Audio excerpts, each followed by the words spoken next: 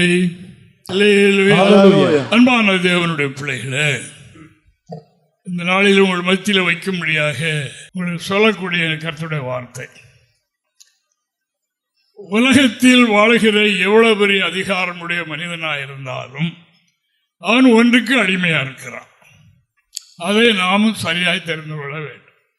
கடவுளுடைய பிள்ளையாக மாறியிருந்தாலும், பரிசுத்தாவின் அபிஷேகம் பெற்றிருந்தாலும், அதாவது நாம் எப்படி இருக்கிறோம் என்பதை கொஞ்சம் ஆராய்வதற்காக சில வசனங்களை மட்டும் நான் உங்களுக்கு சொல்ல விரும்புகின்றேன்.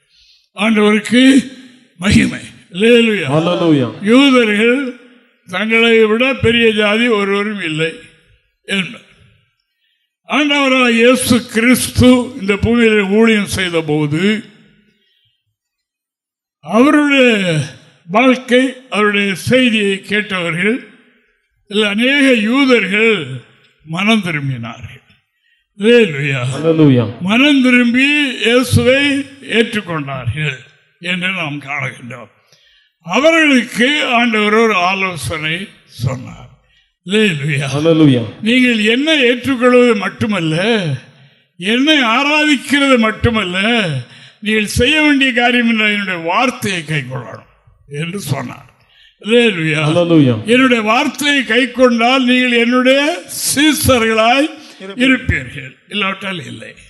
இன்றைக்குதான் இயேசு கிறிஸ்து தெய்வம் இல்லை என்று யார் சொல்ல முடியும்? யார் சொல்லுகிறாங்களா? யார் சொல்ல முடியும்னு கேட்டார்.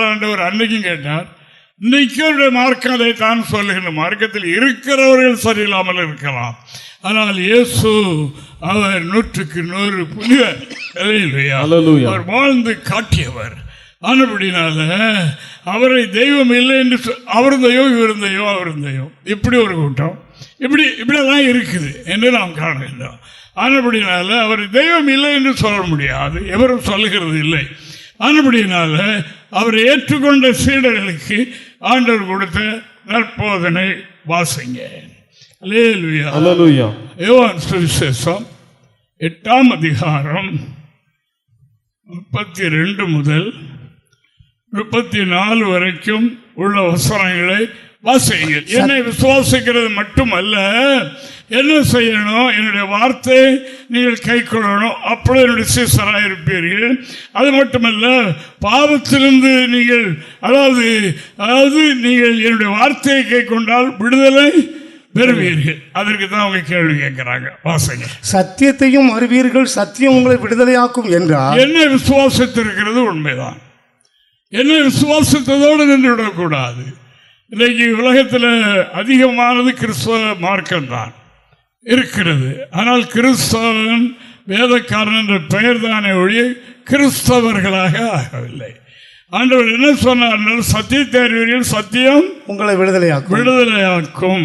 அதற்கு முன்னால் சொல்லுகிற வசனத்தை கை கொண்டால் எனக்கு சீடர்களாக இருப்பீர்கள் என்றும் இந்த வசனங்களை சொல்லுகிறார்.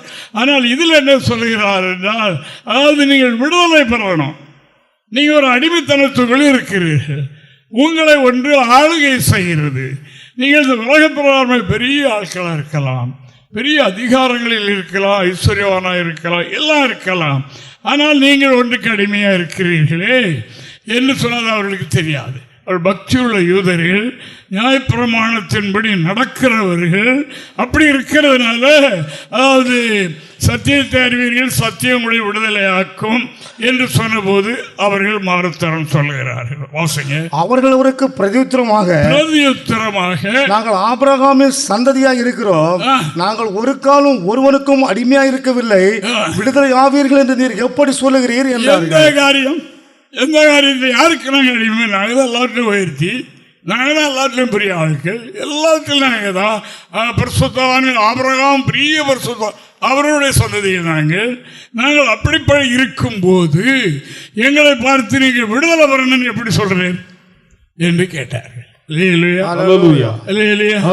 என்று நம்ம ஒவ்வொருவருக்கும் சொல்லப்படுகிற வார்த்தை அதுதான். பரிசுத்தமாய் பெற்றிருக்கலாம், சபையோடு இருக்கலாம், ஆனால் கர்த்தருடைய வார்த்தை என்ன சொல்லுகிறது? சத்தியத்தை அறிவீர்கள், சத்தியம் உங்களை விடுதலையாக்கும். அந்த வார்த்தையை கை கொள்ளணும். கை கொள்ளாவிட்டால் விடுதலை கிடையாது. எவ்வளவுதான் பாஸ்டிங் போட்டாலும் சரி, எவ்வளவுதான் ராமழுதும் ஜெபம் பண்ணினாலும் சரி, தலைகீழ நின்னாலும் சரி, ஆண்டவர் சொல்லியிருக்கிறார், சத்தியத்தை அறிவீர்கள், சத்தியத்தை கைக்கொள்ளுங்கள், அது உங்களை விடுதலை ஆக்கும் என்று அவர் சொன்னார். அடுத்த வசனம், இயேசு அவர்களுக்கு பிரதியுத்தரமாக, பாவம் செய்கிறவன் எவனும் பாவத்துக்கு அடிமையா இருக்கிறான் என்று மெய்யாகவே மிகையாகவே உங்களுக்கு சொல்லுகிறேன். ஆண்டவருக்கு மகிமை. அருமையான கர்த்தருடைய பிள்ளைகளே, நாங்கள் யாருக்கு அடிமை, எதற்கு நாங்கள் அடிமைகள் என்று கேட்டு சொன்னார். அவன் எவ்வளவு பக்திமானோ, எந்த மதத்தில் இருக்கானோ, அவன் பாவம் செய்வானாலும் அந்த பாவம் தான் அவனுக்கு எஜமான். அந்த பாவம் பெரிய மனிதனை அற்ப பாவம் கீழ்நிலைக்கு ஆக்கி விடுகின்றது என்று நாங்கள் மக்கள் என்று உணரக்கூடிய அளவுக்கு ஆகி போய்விடுகிறது. அப்படி ஒரு கீழான மனிதனாக போய்விடுகிறார். பாவத்துக்கு அவ்வளவு பெரிய சக்தி. பாவம் ஒரு பெரிய ராட்சசனை போன்றது. அது பெரியவன் சிறியவன் என்று கிடையாது, எல்லாரையும் பிடிக்கிறது. நடுஜாமத்தில் எழுப்பி உட்கார்ந்து பீடி குடினா பீடி கொடுத்துக்கிட்டு இருப்பான். அது எதமா அவன் நடனத்தில் எழுப்புறவனா அவனை பாவத்தை செய்ய வைக்கிறான். அப்போ அவன் தானே எஜமான். அப்படினால் நன்றாக கவனியுங்கள். அதாவது ஒன்றும் இல்லை, பாவம் செய்தால் எந்த சபைக்கு போனாலும் சரி, எந்த கடவுளை கும்பிடுறானது, பாவம் எவன் செய்கிறானோ அவன் அந்த பாவத்திற்கு அடிமை. அந்த பாவம் தான் இவனுக்கு எஜமான். தேவனுக்கு மகிமை. இதை செய், அவன் செய்வான். அப்பதானே அதானே எஜமான். முடியாது என்று சொல்றதெல்லாம் முடியணும். அதான் இப்ப நம்ம வசனம் பார்க்க போறோம். பக்தர்களுடைய வாழ்க்கை அவர்கள் ஒருவரும் பரலோகத்திலிருந்து விழுந்தவங்க கிடையாது. எல்லாம் இங்கேதான். எலியா நம்மை போல பாடுள்ள மனிதனாயிருந்து கர்த்தர் ஜெபம் பண்ணினார். அவர் ஒரு புனிதனாக வாழ்ந்தார். நம்மை போல பாடுள்ள மனிதன் தான், நம்மை போல பாவியாக பிறந்தவர் தான். அவ்வளவு பெரிய ஆளாக ஆயிட்டாங்க இல்லையா? ஆரம்படினால் விடுதலை எப்படி பெறுவது என்பதுதான் நாம் இப்போ அறிய வேண்டிய காரியம். அறிந்திருக்கிறோம். ஆனால் நாம் என்ன செய்ய அதற்கு முயற்சி இல்லை. வசனங்களை கை கொள்ள அப்போஸ்தலனாகிய பவுல் என்ன பிரயாசப்பட்டார் தெரியுமா? ரோமரிலிருந்து படிக்கும் 6ஆம் அதிகாரம் வரைக்கும் அவர் என்ன சொல்லுகின்றார்? நல்லது செய்யணும்னு விரும்புகிறேன், விரும்பாத தீமையை செய்கிறேன். எனக்கு எண்ணங்களெல்லாம் நல்லது செய்யணும், நல்லது செய்ய கடவுளுக்கு பிடிக்காது, இப்படி இருந்தால் பரலோகம் போக முடியாது என்றுதான் நான் தவிக்கிறேன். ஆனால் விரும்பாத தீமையில் நடந்தேன். இன்றைக்கு ஒரு தப்பம் பண்ணக்கூடாதுன்னு நினைக்கிறேன், இது அதிக தப்பு வந்துடும். என்ன செய்வது என்பதை நான் ஆராய்ச்சி பண்ணினேன், ஜெபம் பண்ணினேன். அவர்களை நான் என்ன கண்டுபிடித்தேன்? இது நான் அல்ல, எனக்குள் வாசமாக இருக்கிற பாவம் இப்படி என்னை செய்கிற வைக்கிறது. எனக்குள்ளே ஒரு பாவம், ஒன்னோ ரெண்டோ எத்தனையோ, அவர் அப்படி சொல்லுகிறார். எனக்குள் வாசமாக இருக்கிற கிரியில் ஒண்ணு இல்லை, உள்ளுக்குள்ள. தேவனுக்கு மகிமை. உள்ளுக்குள்ள வாசமா இருக்கு. அது கனவிலும் நினைவிலும் சிந்தனைகளிலும் வருது. சீனை அலட்டிக்கிட்ட உள்ள இருக்கு, அது வெளியே போனல்லவா? தேவனுக்கு மகிமை. ஆனபடியினால அவர் பாடுபட்டார், பிரயாசப்பட்டார், விடுதலை பெற்றார்.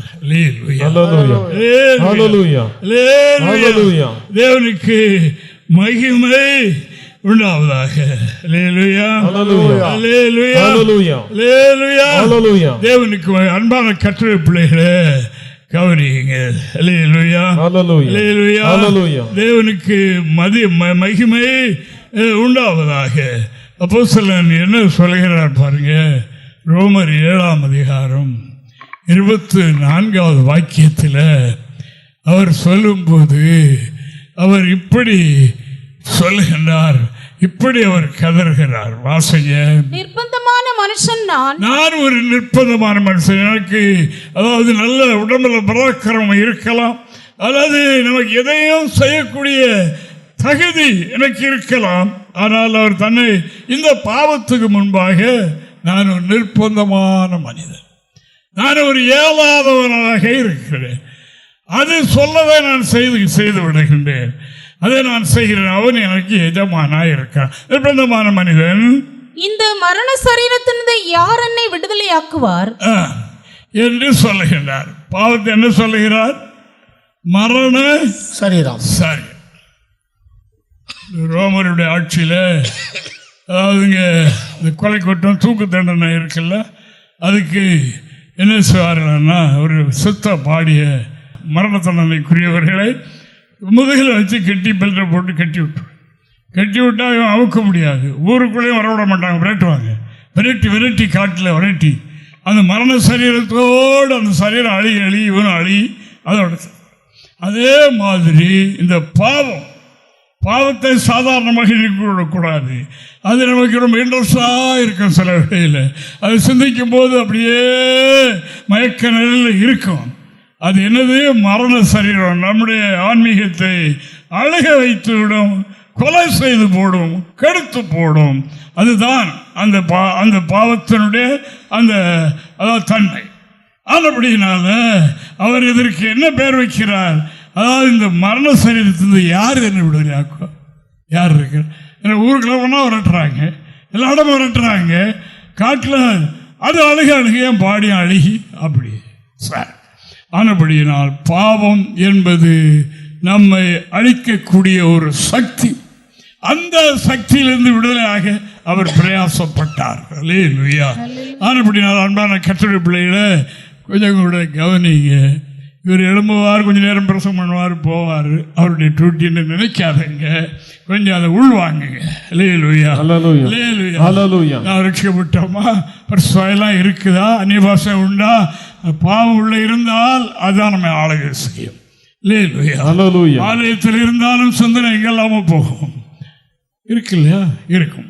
எங்கெல்லாமோ பேரும் சிந்தனை, நீங்கள் பாடி தான் இருக்கும். தேவனுக்கு மகிமை. ஆனபடினால அதுதான் ஒரு மனிதன் பாவம் செய்து மனசாவிட்டு அறிக்கை செய்தால் போயிருது. இந்த உள்ளுக்குள்ள இருக்குது அல்லவா, இதுதான் மனிதனை போட்டு சித்திரவதை பண்ணி போடும். இருக்கிற சமாதானத்தால் எடுத்து போடுறது. பாவத்துக்கு அவ்வளோ பெரிய தன்மை உண்டு. இது சாத்தானுடைய ஒரு கருவி. அவன் எஜமானாக இருந்து மக்களை ஆளுகை செய்கிறான். ரட்சிக்கப்பட்டவர்களையும் அவன் ஆளுகை செய்கிறான் என்பதில் சந்தேகம் இல்லை. தேவனுக்கு மகிமை உண்டாவதாக. ஆனபடினால அதாவது ஆண்டவருடைய வார்த்தை என்ன சொல்கிறால், கிறிஸ்து இயேசுவுக்கு உட்பட்டவர்களாக இருந்தும் மாம்சத்தின்படி நடவாமல் கிறிஸ்து இயேசுவுக்கு உட்பட்டவர்களாக ஆன போதிலும் மாம்சத்தின்படி நடக்க முடியும், ஆவியின்படியும் நடக்க முடியும். ஆனபடினால நீங்கள் எதற்கு உங்களை ஒப்பு கொடுக்கிறீர்களோ அதற்கு நீங்கள் அடிமை, அவன் எஜமானாயிடுவான். ஆனபடினால இந்த ரெண்டு பிரமாணமும் நமக்கு இருக்கிறது. வரும்போது நாம் ஆவியின் பக்கம் சாய்ந்து நம்முடைய ஆத்மா அங்கே திருப்பி இது நம்மை கொலை செய்ய வருகிறது, ஆத்மாவை மறிக்க வைக்க வருகிறது, கடவுளோட்டு பிரிக்க வருகிறது என்று எண்ணி நாம் இப்படி நடக்கணும். ரோமருக்கு எழுதின நிருபம் 6ஆம் அதிகாரம் 16 முதல் 18 வரைக்கும். அதாவது எருசலேம் பிள்ளைகளே, எருசலேமுக்கு உள்ளே நாம் இருந்தாலும் நமக்குள்ளே பாவம் குடிகொண்டு இருக்குமானால், நாம் பாவத்தை விரும்புவோமானால், பாவத்தை நாம் நேசிப்போம் என்று சொன்னால், நாம் இங்கே சபையினருக்கு நமக்கு எந்த சம்பந்தமும் கிடையாது. புதிய எருசலேம் ஏன் என்பதான நிறைய சபைகள் இருக்கும் போது இது எதற்காக? இன்னொரு சபை இன்னொரு பேர் வைக்கணுமா? கேள்வி அல்லவா? அதைத்தான் உங்களுக்கு வலியுறுத்துகின்றேன். பாவத்தை ஒரு மரண சரீரமாக எண்ணுங்கள். அது நம்முடைய முதுகில கட்டி இருக்கிறது, ஆன்மீகத்தில் அது இருக்கிறது. அது நம்மை ஒரு நாள் கொண்டு போடும். அது பெருகி புழு வைத்து அரிக்கிறது போல அரித்து போட்டுவிடும். அப்படினால் பாவம் செய்கிற மனிதன் பாவத்திற்கு அடிமை. இப்ப ரோமர் 6:16-18 வரைக்கும் வாசிங்க. மரணத்துக்கு ஏதுவான பாவத்துக்கானாலும் நீதிக்கு ஏதான கீழ்ப்படிதலுக்கானாலும் நீங்கள் எதற்கு கீழ்ப்படியும்படி உங்களை அடிமைகளாக ஒப்புக் கொடுக்கிறீர்களோ அதற்கே கீழ்ப்படுகிற அடிமைகளாக இருக்கிறீர்கள் என்று அறியீர்களா? எதற்கு ஒப்புக் கொடுக்கிறீர்களோ அதற்கு கீழ்ப்படுகிற அடிமை. தேவனுக்கு மகிமை. ஏழு பிள்ளைகளை ரட்சிக்கப்பட்டவர்களுக்கு தான் எழுதியிருக்கிறது. அன்று சபைகளிலே இப்படிப்பட்ட நிலைமை இருந்திருக்கிறது. கர்த்தருடைய வருகை நாள் நெருங்கிக் கொண்டிருக்கின்றது. நீங்கள் இப்படி இருந்தால் சபைதான் எடுத்துக்கொள்ளப்படும். சபைக்குள்ளே இதெல்லாம் சேர்த்து எடுக்கப்படாது. இதெல்லாம் அதுக்கு முன்னமே கொஞ்சம் கொஞ்சமாக நீங்கி விடுமே, கொஞ்சம் கொஞ்சமாக இது அகன்று விடுமே, உள்ளே இருக்காது. நான் அடிக்கடி சொல்லுவேன் அல்லவா, பரலோக ராஜ்யம் முத்துக்களை தேடுகிற வியாபாரிக்கு ஒப்பாய் இருக்கிறது. நாங்கள் வியாபாரிகள். எதுக்கு? பரலோகத்தில் முத்துக்களை சேர்க்கிற வியாபாரிகள். மற்றபடி கண்டது கிடையாது சேர்க்கிற வியாபாரிகள் கிடையாது. அவர்கள் மூலம் இது கிடைக்குன்னு சொல்லி பணம் கிடைக்கும், பொருள் கிடைக்கும், நமக்கு நன்மை கிடைக்கும் என்கிற அந்த வியாபாரம் கிடையாது. இது என்ன வியாபாரம்? முத்துக்களை தேடி முத்துக்களை ரெடி பண்ணி அங்கே அனுப்புகிறது. தேவனுக்கு மகிமை.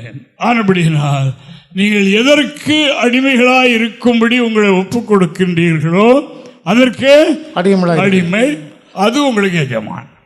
பாவத்துக்கு கீழ்ப்படுவீர்கள் என்றால் பாவம் உங்களை மேற்கொண்டு விடும். நீதிக்கு கீழ்ப்படுவீர்கள் என்றால் நீதி உங்களை மேற்கொண்டு விடும். ஆனபடியினால் எதற்கு நீங்கள் அடிமைகளாக இருக்கும்படி உங்களை ஒப்புக் கொடுக்கிறீர்களோ நம்முடைய மனம்தான் பாவத்தை கண்டால் யோசேப்பு ஓடினார். பார்த்தீங்களா? ஓடினாரா? எல்லாரும் பயன்படுத்தவங்க தானே. அவர் அல்லவா நீதிமான். வேதத்தில் 2 மனிதர்களை நான் காண்பேன், ஒன்று யோசேப்பு, இன்னொன்று போவாஸ்.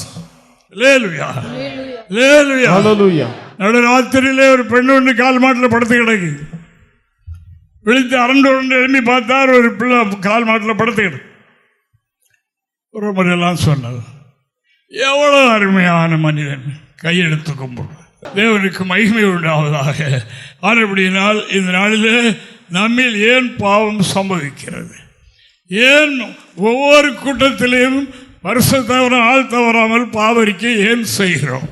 காரணம் என்ன? அதுக்காக பாவம் செய்து பாவரிக்கை செய்யாமல் இருந்துடக்கூடாது சொல்லுகிறேன். இதுவே வாழ்நாள் முழுவதும் பெரிய ஒரு பட்டியல் அறிக்கை செய்தால் பாவம் தானே இருக்கு.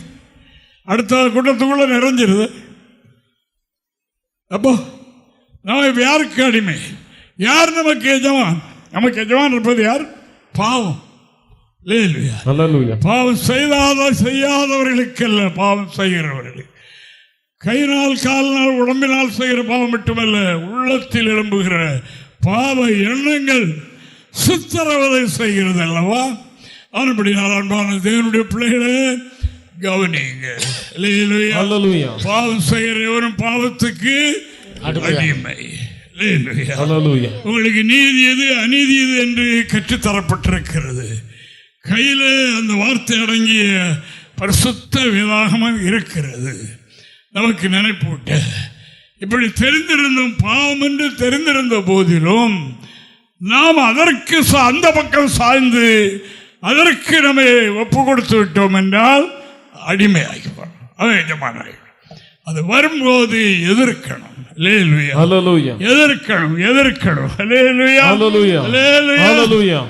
தேவனுக்கு மகிமை உண்டாவதாக.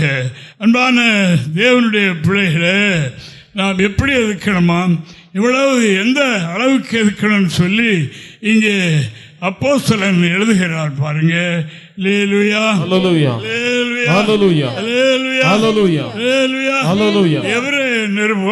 எபிரேய நிருபகர்த்தா எழுதும் போது எபிரேயர் 12ஆம் அதிகாரம் 4வது வாக்கியத்தில் அவர் சொல்லும்போது எப்படி சொல்லுகிறார்? பாவரிக்கை செய்தும் பாவம் போக மாட்டேங்க. ஐயோ எனக்கு மனது சோர்ந்து போச்சு, எத்தனை தடவை அறிக்கை செய்வது? அறிக்கை செய்து பார்க்குறோம், பழையபடியோ வந்துடுது. அந்த அறிக்கையில் சும்மா எழுதி வச்சுட்டு மனப்பாடம் பண்ணி சொல்கிற மாதிரி எல்லாம் பாவ அறிக்கை. பாவம் செய்தவர்கள் மனம் கசந்து ரத்தம் சிந்துற அளவுக்கு போராடணுமா பாவத்தோடு. அதான் சொல்லிட்டு போது, பாவம் ஒரு ராட்சசனை போல பவர் உள்ளது. அது சாத்தானுடைய ஏவுகணை, சாத்தானுடைய ஆயுதம். அதை அனுப்புகிறான். யார்கிட்ட எதை அனுப்பினால் அவர்களை அடிமைகள் ஆக்கலாம் என்ற திட்டத்தோடு அனுப்பிக்கிட்டே இருக்கிறான். அப்போ நாம் என்ன செய்யணும்? பழையபடி வருது, ஒரு நாள் உபவாசம் பண்ணு, இல்லை பழையபடி வருது, அறிக்கை செய்த வருது, சரி பாவரிக்கை செய்யாமலே இருந்துட்டு பார்ப்போமா, அப்படி எல்லாம் எண்ணங்கள் வந்து ஆத்மாவை கொல்லுகிறதுக்கு, தேவனை விட்டு பிரிக்க அங்கே வைத்திருக்கிற அந்த மகிமையை இழக்க செய்வதற்காக அவன் செய்கிற பெரிய தந்திரம் இடம் கொடுத்து விடாதீங்க. வாசிங்க பாப்பா. பாவத்துக்கு விரோதமாய் போராடுகிறதில் ரத்தம் சிந்தப்படத்தக்கதாக நீங்கள் இன்னும் எதிர்த்து நிற்கவில்லையே. எல்லாருக்கும் தான், எனக்கும் உங்களுக்கு தான் அந்த வார்த்தை. பாவத்திற்கு எதிராக ரத்தம் சிந்தக்கூடிய அளவுக்கு அவ்வளவு போராடுகிறவர்கள் பெற்றுக்கொள்வார்கள், பெற்றுக்கொண்டார்கள், பெற்றுக்கொள்ள முடியும் என்று கர்த்தருடைய வேதம் சொல்லு. வருகிறது. நானும் கண்ணை மூடிக்கிட்டு இருந்தாலும் வருது, அதாவது ஒன்று யோசிக்காமட்டால் வருது. ஆண்டவர் இது கிறிஸ்தவனுக்கு பண்ண முடியாதோ, இப்படி கொண்டு வந்துடுவான். இது ஒன்னால முடியாது, உன்னால என்ன இது முடியாது என்று சொல்லுவான். அதுதான் இதெல்லாம் அவன் செய்துகிட்டு இருக்கிறான். நான் உங்களுக்கு சொல்லித்தரேன். அதுதான் அப்போஸ்தலர் பவுல் சொன்னார். அதாவது சாத்தானுடைய தந்திரங்கள் நமக்கு தெரியாதவைகள் அல்லவே. தெரிந்தவங்க அவர்கள் சபை நடத்துறவங்க அல்லவா, அவர்களுடைய வாழ்க்கையிலும் அனுபவித்திருப்பார்கள், மக்களுடைய வாழ்க்கையில் இருக்கிற சபையினுடைய அனுபவத்தை பார்த்திருப்பார்கள். அப்படினால் தந்திரம், அவனுடைய பெரிய தந்திரம் இது. அப்ப நாம் என்ன செய்யணும்? அதாவது எதற்கு கீழ்ப்படியணும்? நம்ம அதற்கு தான் தேவனுடைய ஆவியார். நீதி, இது அநீதி, இது நீதி. நீதிக்கு புறம்பாக அநீதிக்கு போக மாட்டேன். அது என் ஆண்டவருக்கு பிடிக்காது. அவர் நீதி வர்றார், அவர் நீதி வர்றார், நீதி உள்ள தேவன். ஆனபடி நான் நீதிகேடு செய்ய மாட்டேன். சாத்தான் ஒரு அநீதி உள்ள அக்கிரமக்காரன், அவனுடைய செய்திக்கு நான் செவி கொடுக்க மாட்டேன், சாய மாட்டேன் என்ற நிலையில் போராடும். மல்லு கட்டி போராடும். இதை செய்துவிட்டால் ஓடி போய்விடுவான். இங்கே இடம் இல்லை என்று ஓடி போய்விடுவான். நண்பர்களே, பாவம் எங்கே இருக்க சாத்தானுக்கு இடம் உண்டு. அவர் எங்கே இருந்தாலும் சரி. யோசுவார் பிரதான ஆசாரியன் தான், ஊழியக்காரன் என்றாலும் விட்டு வைக்கிறது இல்லை. தேவனுக்கு மகிமை. பிரதான ஆசாரியன், அந்த பிரதான ஆசாரியனுடைய வஸ்திரத்தில் என்ன இருந்து அழுக்கு. அவன் எங்க நின்னா? தேவனுடைய சமூகத்தில், தேவனுடைய வலது பாரசத்தில் நின்றான். பக்கத்தில், அவனுடைய பக்கத்தில், தேவ சமூகத்தில் நிற்கிறான். அவனுடைய பக்கத்தில் நிற்கிறான், சாத்தான் நிற்கிறான். நல்லா கவனிச்சிடுங்க. ஆலயத்துக்குள்ள இருக்கிறனால அல்ல, நம்முடைய இருதயம் தான் செம்மையாகணும். இருதயம் செம்மையாகாமல் எங்கே இருந்தாலும் சரி போராட்டமா இருக்குது. ஐயா வந்து ஜெபம், அந்த நீங்கள் அந்த பெரிய ஒரு ஜெபம், எந்த ஐயா வந்து என்ன, எல்லா ஐயா ஒண்ணுதான். அந்த ஐயா ஜெபம் போகாது. அன்பான தேவனுடைய பிள்ளைகளே, நம்முடைய விருப்பம், நாம் எதற்கு கீழ்ப்படுகிறோமோ, பாவத்திலிருந்து விடுதலை பெற எவ்வளவு பிரயாசப்படுகிறோங்கிறதை கர்த்தர் பார்க்கிறார். அவன் கொண்டு வருவான். அவனுடைய வேலை அதுதானே. அதுக்கு தான் அந்த கடவுளை விட்டு பிரிக்கணும். அக்கிரமங்கள் தேவனுக்கு நடுவாக பிரிவினையே அந்த உண்டாக்கணும். தேவனுடைய ஐக்கியத்தை கெடுக்கணும். அதுக்கு தான் அவன் வர்றான், கொண்டு வர்றான், அனுப்புறான். அது நம்ம கண்ணுக்கு தெரியாது. இங்கே நமக்குள்ளே தோன்றதான் நமக்கு தெரியுது. இது அவனுடைய வேலை. அப்படினால் அன்பான கர்த்தருடைய பிள்ளைகளே, கவனிங்க. பாவத்தை எதிர்த்து ரத்தம் சொந்தக்கூடிய அளவுக்கு நீங்கள் என்ன போராடவில்லையே.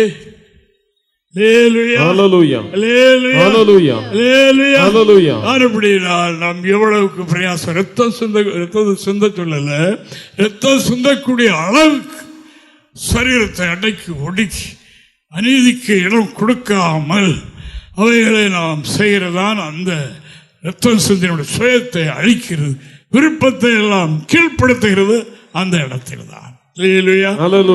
கவனிங்க. யூதர்கள் கேட்ட மாதிரி நம்முடைய உள்ளத்திலும் வருதா? நம்முடைய ஜெபங்களை எப்படி சொல்லுகிறோமா? நம்முடைய நீதிமான் என்று காட்டுறோமா? நம்முடைய சாட்சியில எப்படி காட்டுறோமா?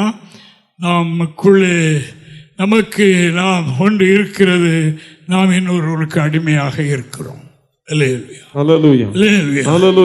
பாவம் பாவம் மனதில் தோன்றினாலும் சரி, பாவம் செய்தாயிற்றுதான் அர்த்தம்.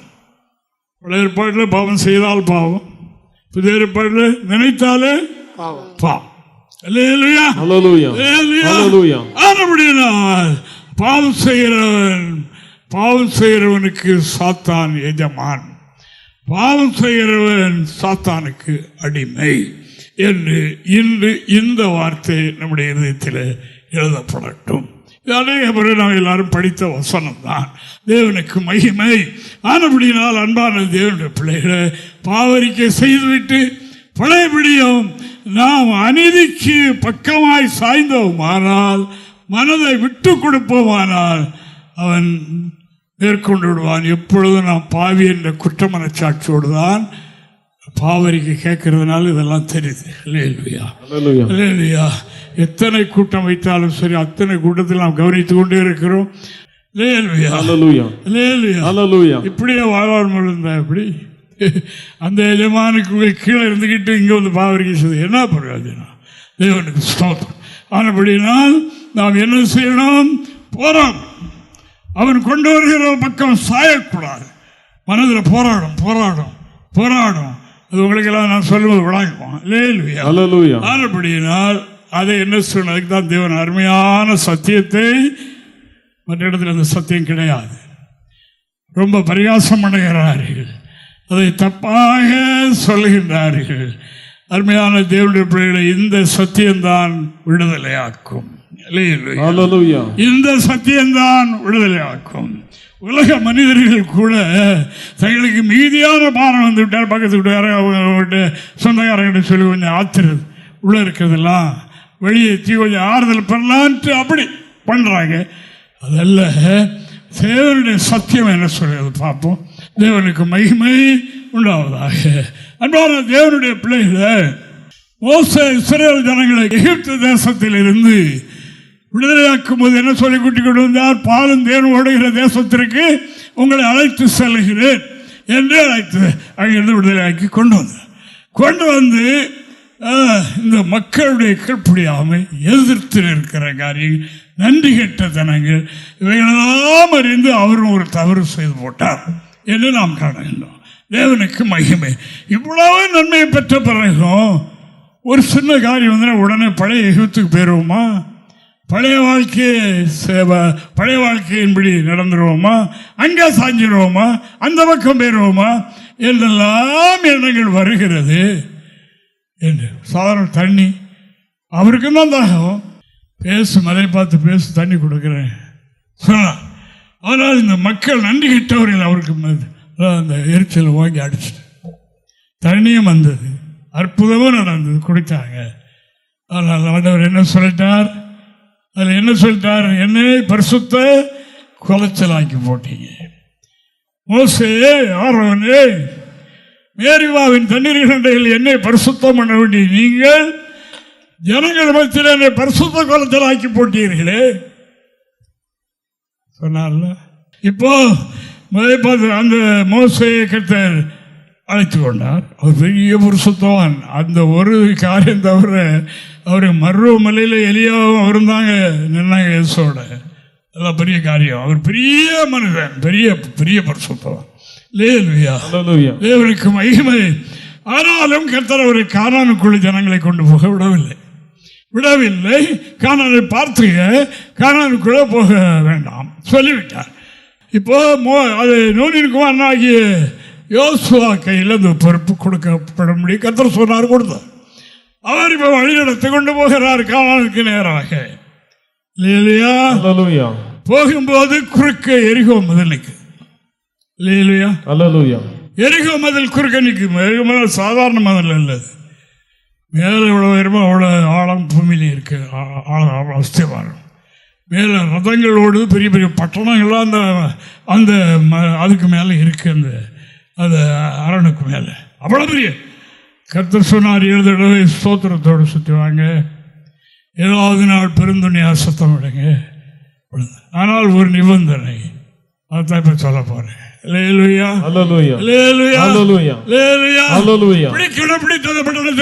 தீ போடுங்க. இந்த அக்கினிக்கு தப்பினவைகள் விளையாடப்பட்டவைகள் இருக்கிறது அல்லவா, அதை நீங்கள் யாரும் எடுக்கக்கூடாது. அது சாபத்தீடானது, அதை நீங்கள் தொடக்கூடாது. கர்த்தருக்குரியது, அது கர்த்தருக்குரியதை எடுக்காதீங்க. கர்த்தருக்குரியதை எடுத்தால் அது சாபம். கர்த்தர் சொல்லியிருக்கிறார் அல்லவா, அது உனக்குரியதல்ல, அதை எடுக்காத. அது எடுத்தால் உனக்கு சாபமாகிவிடுமே சொன்னார். அப்படியே பிடித்தாங்க, உள்ள போயாச்சு. இனிமே அடுத்தால போகணும், கானான் பயணம் பண்ணணும். பண்ணும்போது அங்கே என்ன இருக்கு, ஆயிப்பட்டணம் இருக்கு, சின்ன பட்டணம். அப்போ இவர்களுக்கு ஒரு எண்ணம் உண்டாயிற்று, இவ்வளவு பெரிய பட்டணமே பிடிக்கப்பட்டது, இந்த ஆயிப்பட்டணம் என்ன வேவு பார்த்துட்டு வரும். அனுப்பப்பட்டார்கள். ஆனால் அதில் ஜெபம் பண்ணினதாக தெரியவில்லை. தேவனுக்கு மகிமை. அல்லேலூயா.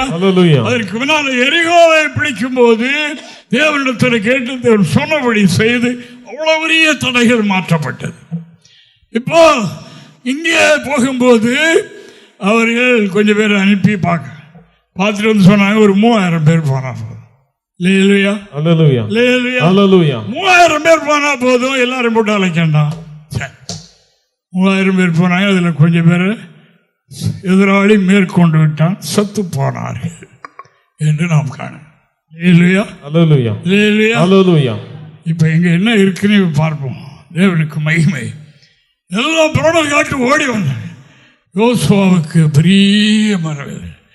பக்கத்து பட்டணம், சின்ன சின்ன பட்டணத்துக்காரன் கேள்விப்பட்டானா நம்மளை ரொம்ப அற்பமானுவானு, நம்மளோட போர் தொடுக்க வருவானு. இப்படி ஆயிப்போச்சு. கடவுளே உலக பிற விழுந்து கிடந்தார், தாடி மேலே பிடித்து கொண்டு விழுந்து கிடந்தார். ஆண்டவர் சொன்னார், எழுந்தரு, ஜனங்களுக்குள்ளே சாபம் இருக்கிறது, சாபம் இருக்கு ஜனங்களுக்குள்ளே, அதை கண்டுபிடி என்று சொன்னார். பழைய ஏற்பாடு இப்ப புதிய ஏற்பாடு தேவையில்லைன்னு சொல்றாங்க. அதுதான், அதாவது வேதத்தையும் சாட்சியாமத்தையும் கவனிக்காவிட்டால் விடியற் காலத்து வெளிச்சம் கிடையாது. ஆனபடியினால் அன்பான தேவனுடைய பிள்ளைகளை நமக்கு என்ன கவனிக்கிறோம் சொல்லி இருந்தது. அதில் ஒரு மனிதன் என்ன செய்தான், சில உச்சிதமான பொருள்களை எடுத்து வீட்டுக்குள்ளே கூட அதை புதைச்சி வச்சுட்டு வந்துட்டான், ஒழிச்சு. இப்போ தோல்வி என்னத்துக்கு ஏற்பட்டது என்று தெரியாது. அப்போ கர்த்தர் சொன்னார், எல்லாம் அதாவது கோத்திரம் வம்சமாக, அதில் குடும்பமாக தனித்தனியாக தியாரித்து கண்டுபிடிது ஆகானுடைய வருஷம். ஆகானுடைய வருஷம் வந்த போது கேட்ட, மகனே நீ செய்ததை ஒழிக்காதே, அது எனக்கு இப்பதான் இவர் விடுதலை பெற முடியும், இப்ப ஜனங்களெல்லாம் பயணப்பட முடியாது, அப்படிப்பட்ட கட்டம். எனக்கு மறைக்காது, தேவனிடத்தில் அறிக்கை செய்து எனக்கு சொல்லு என்று சொன்னார். இன்றைக்கு நம்ம சபையில் அறிக்கை செய்கிறது, தேவ மனிதனிடத்தில் அறிக்கை செய்வது, யாரிடத்தில் அறிக்கை செய்வது, கர்த்தரிடத்தில். அந்த அதிகாரத்தை ஆண்டவர் உயிர் தெழுந்த பிறகு தன்னுடைய அப்போஸ்தலர்களுக்கு கொடுத்தார் என்று நம்ம எல்லாரும் வாசிக்கிறோம் அல்லவா? யோவான் 20:23 வாசிக்கிறோம். அதன்படி எனக்கு சொல்லு, மறைக்காத என்று சொன்னார். மறைக்காமல் சொன்னார். இங்கே வாசிப்போம் பார்ப்போம். யோசுவா என்ற புத்தகம் 7ஆம் அதிகாரம் 19 முதல் 21 வரைக்கும் வசனங்களை ஒரு வாசிங்க பார்ப்போம். அப்பொழுது யோசுவா ஆகானை நோக்கி, மகனேறி இப்பொழுது இஸ்ரவேலின் தேவனாகிய கர்த்தரை மகிமைப்படுத்து, அவருக்கு முன்பாக அறிக்கை பண்ணி செய்ததை எனக்கு சொல்லு, அதை எனக்கு ஒழிக்காதே என்றான். அப்பொழுது ஆகான் யோசுவாவுக்கு பிரதியுத்தரமாக, மெய்யாகவே நான் இஸ்ரவேலின் தேவனாகிய கர்த்தருக்கு விரோதமாய் பாவம் செய்தேன், இன்னின்ன பிரகாரமாய் செய்தேன். கொள்ளையிலே நேர்த்தியான ஒரு பாபிலோனிய சால்வையும். அறிக்கை செய்வது எப்படிங்கிறதை பாருங்க. அதாவது என்னென்ன பிரகாரம் என்னென்ன பொருள்களை எடுத்தேன், இன்னதை எடுத்தேன், இன்னிடத்தில் புதைத்து ஒழித்து வைத்திருக்கிறேன், இப்படி சொல்லுங்க. கொள்ளையிலே நேர்த்தியான ஒரு பாபிலோனிய சால்வையும் 200 வெள்ளி சேக்கரையும் 50 சேக்கல் நிறையான ஒரு பொன் பாலத்தையும் நான் கண்டு அவைகளை இச்சித்து எடுத்துக்கொண்டேன். இச்சித்து எடுத்துக்கொண்டேன். அங்க ஏதேன் தோட்டத்தில் உண்டான அந்த இச்சை இங்கே தொடருது. ஆனால் இச்சித்து எடுத்துக்கொண்டு அவைகள் என் கூடாரத்தின் மத்தியில் பூமிக்குள் புதைந்திருக்கிறது, வெள்ளி அதன் அடி இருக்கிறது என்றான். அப்படியே உடனே ஆள் அனுப்பி அந்த லெக்கப்படி அங்கே போய் தோண்டியது எடுக்கப்பட்டது. எடுத்தோடனே என்ன நீங்கிட்டு? சாபம் இஸ்ரவேல் ஜனங்களை விட்டு நீங்கிட்டு. விடுதலை பெறுவதற்குரிய வழி இதுதான். சத்தியத்தை அறிவீர்கள், சத்தியம் உங்களை சத்தியம் இல்லாத இடத்தில் விடுதலை இல்லை. ஆனபடினால விடுதலைக்குரிய சத்தியம் இதுதான். அதற்கு மாறாக நீங்கள் எங்கே தேடி போனாலும் சரி, எங்கே ஓடினாலும் சரி கிடைக்காது. எடுக்கிறது வரைக்கும், அப்புறப்படுத்துறது வரைக்கும், அகற்றும் வரைக்கும், சாபத்தினானது நீங்க வரைக்கும் அது நீங்காது. அது நமது மேலேதான் இருக்கும்.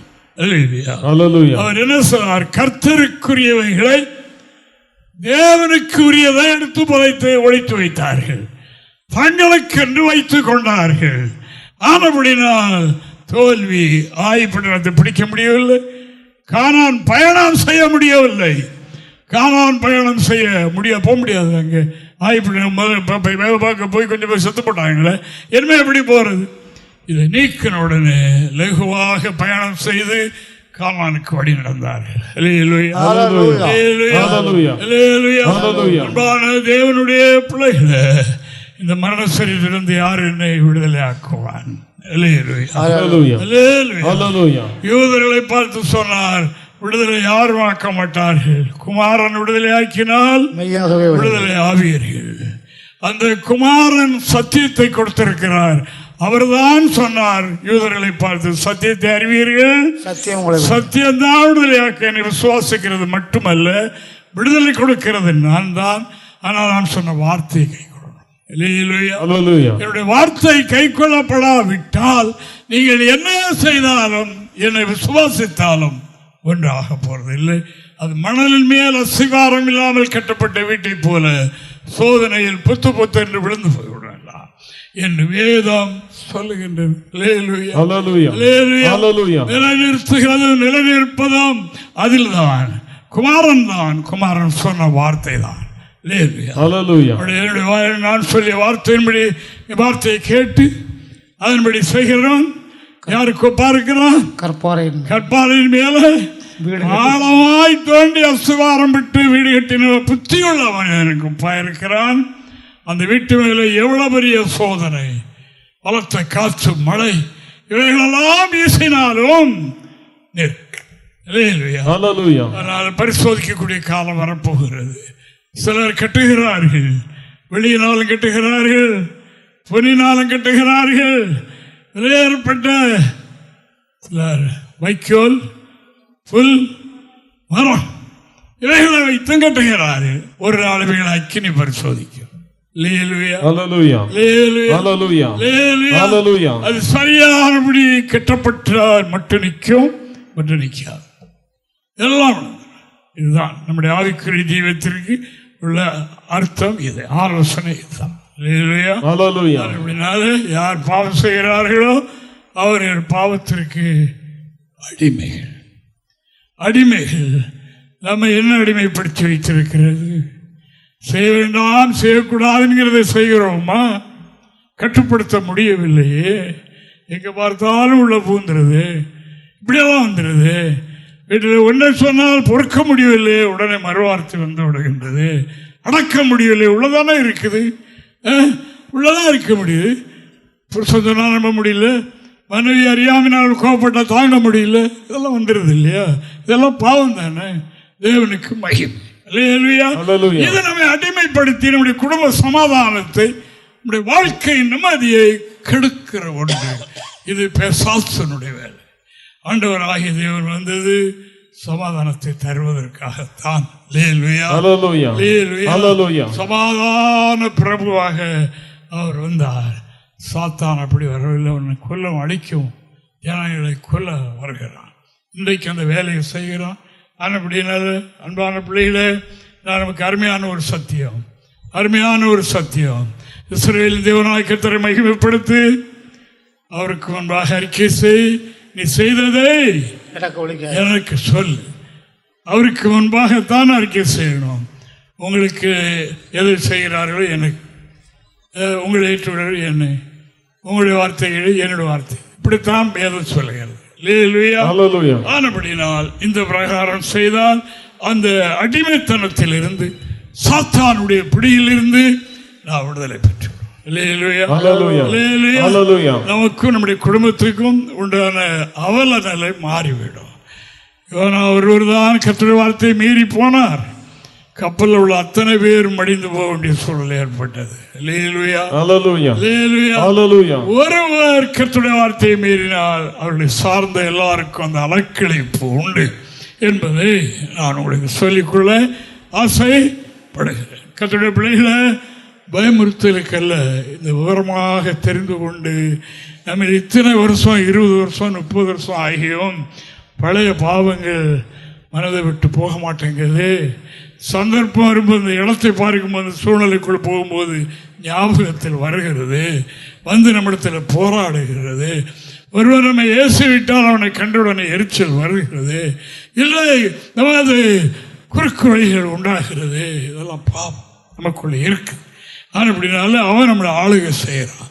ரட்சிக்கப்படுங்க, பெருசாக பெற்றிடுங்க, போங்க, நான் தான் நம்முடைய எஜமான் என்று அவன் என்று சொல்லும் அளவுக்கு நம்முடைய வாழ்க்கை இருக்கிறதா இது கண்டுபிடிங்க. கண்டுபிடிங்க. பாவம் என்றால் பெரிய கொடிய காரியங்கள் தான் பாவம் என்றல்ல, பாவம் என்று நிறைய இருக்கிறது. அதிலிருந்து நாம் விடுதலை பெறுவதற்கு இவைகள் இந்த சம்பவம் இது சம்பந்தப்பட்டு நிறைய இருக்கு பைபிளில்.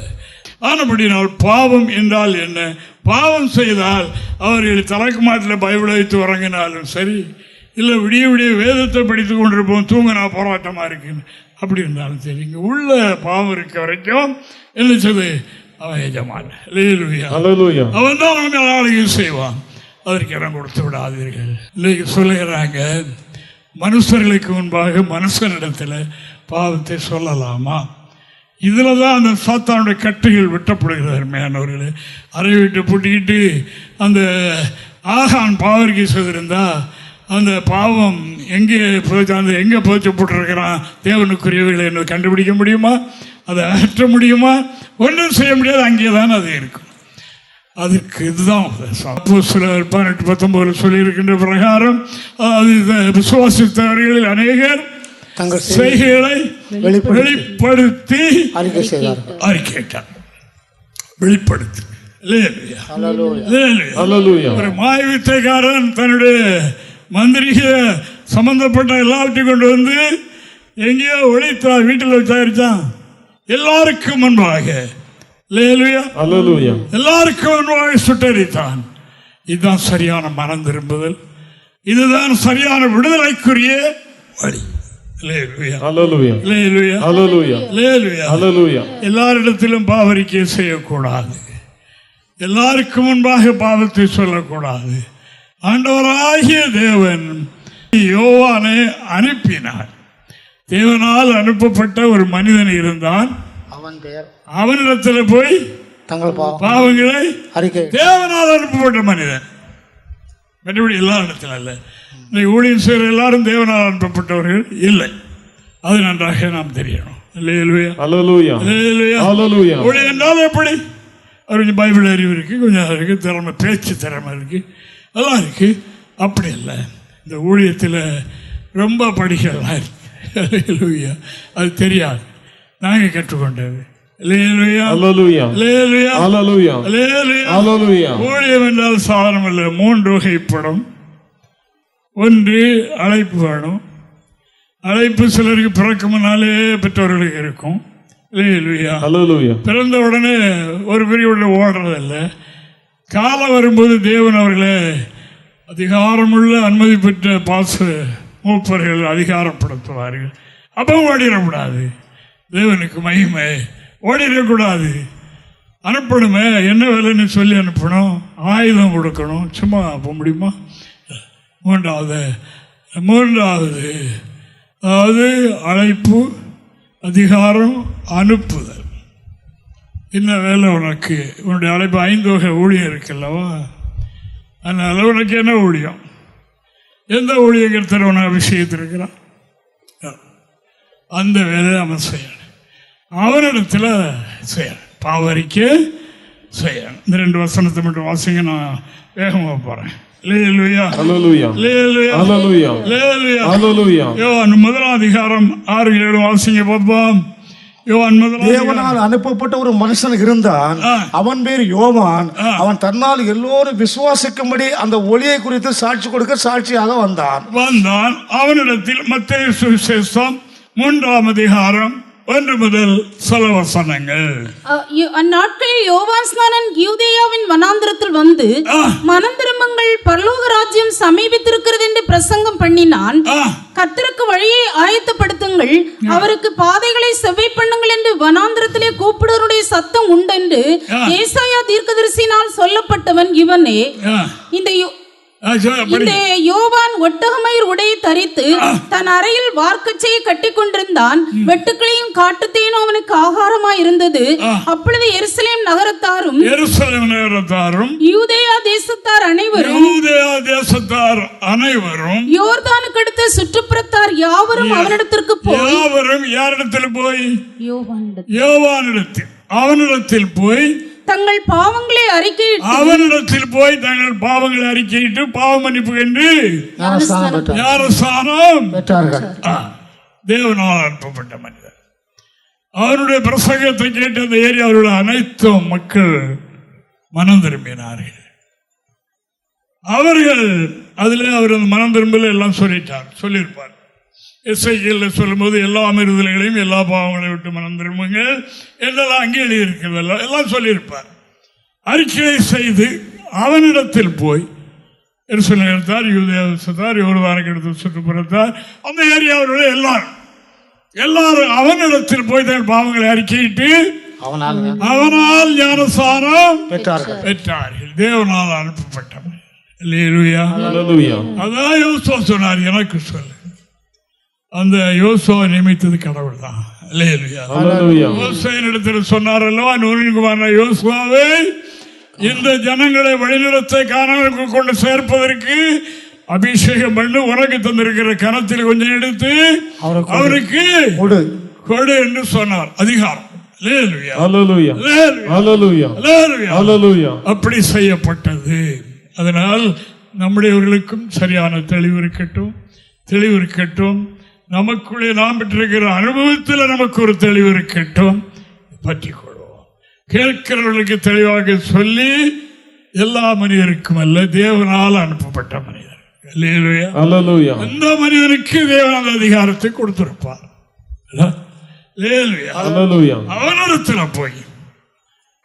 அவனிடத்தில் போய் தங்கள் பாவங்கள் யாரிடத்தில்? யோவானிடத்தில். அவனால் யாரால்?